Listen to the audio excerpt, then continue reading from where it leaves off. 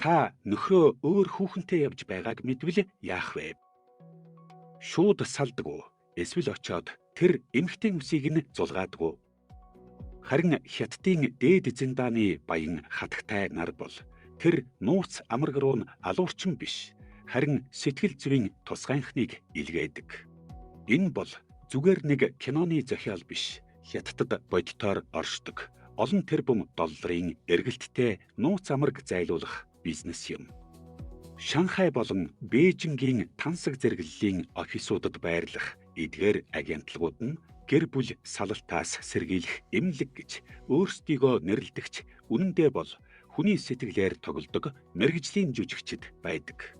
Хятадын соёлд гэр бүл салалт нь нэр хүндэд маш муугаар нөлөөлдөг, бас эд хөрөнгө хуваах том асуудал үүсгдэг учраас баячууд гэрлэлтээ цуцлуулахын оронд асуудлыг чимээгүй шийдэхийг илүүд үздэг байна.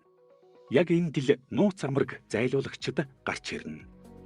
Тэдний арга барил нь үнэхээр аимшигтай нарийн зохион байгуулалттай. Эхлээд тэд нөхрийнх нь нууц амрагийг бүрэн судална. Тэр бүсгүй хаана амьдардаг, ямар хоббитой, ямар төрлийн эрчүүдэд татагддаг гэд бүгдийг нь мэдсэний дараа тусгай бэлтгэгдсэн ажилтан яг санамсаргүй мэтээр тэр эмэгтэйтэй танилцдаг.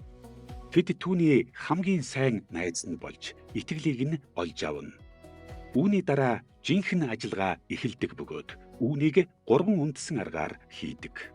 Нэгдүгээрт тэд нууц амрагт өөр хотод маш өндөр цалинтай мөрөөдлийнхэн ажлыг санал болгож холдуулна.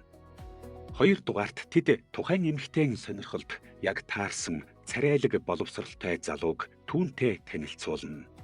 Гэхдээ тэр залуу нь үнэндээ агентлагийн хөлсний жүжигчин байдаг. Нууц амраг шинэ хайр дурлалдаа мансуурч хуучин нөхрийг өөрөө хаяад явдаг байна. 3 дугаарт тэд түүний эцэг эх, найз нөхөд нийгмийн хүрээлэлд нь нөлөөлж сэтгэл зүйн дарамт үзүүлэх аргыг хэрэглэнэ. Энэ бүх ажиллагаа хэдэн сар, магадгүй бүтэн жил үргэлжилдэг бөгөөд төлбөр нь дор хаяж $100,000 эхэлж хэдэн сая доллар хүртэл үнэлэгддэг.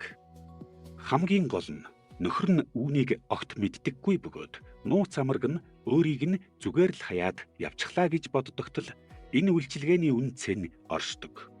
Хятадын нийгэмд эд хөрөнгө эрх мэдэл дагсан ийм хачирхалтай харилцааны хэлбэрүүд улам бүр газар авсаар байна. Мөнгөөр байшин авч болдог шиг мөнгөөр хөнөрсөн харилцааг буцаагаад нааж болдог гэдэгт тэд итгэдэг. Танихаар энэ зөв үйлдэл үү? Эсвэл зүгээр л хуурамч амьдрал уу? Хэрв танд ийм сонирхолтой баримтууд таалагдж байвал сувагт маань нэгдэж дараагийн дугаарт юуны тухай мэдмээр байгаагаа сэтгэгдэл хэсэгт үлдээгээрэй.